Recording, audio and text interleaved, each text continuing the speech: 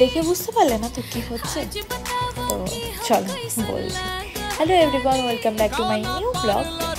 এটা আমরা ছট পূজার দিনে রেডি হচ্ছিলাম ঘাটে যাওয়ার জন্য।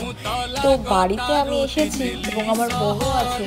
তো আমি আসলে এরকম হতেই থাকে, কারণ দুটো রেডি হবো, দুটো আর্লামের একটা মেয়ে আমরা একদমই মারপিট করতে পারি না।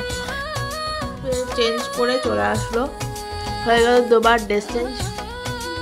4টে বেজে গেছিলো, তো তাতে করে বেরিয়ে পড়ছিলাম, কারণ সন্ধ্যা নেমে গেলে পুজো সমস্ত রিচুয়ালস কমপ্লিট হয়ে যাবে, তাহলে আমরা কিছুই দেখতে পাবো না। অনেক বছর ইসলামপুরে থাকা সত্ত্বেও আমি ছট পূজা দেখতে কোনোবারই যাইনি, এবার প্রথমবার যাচ্ছি। চলো তোমাদের সাথে তার জন্য শেয়ার করছি।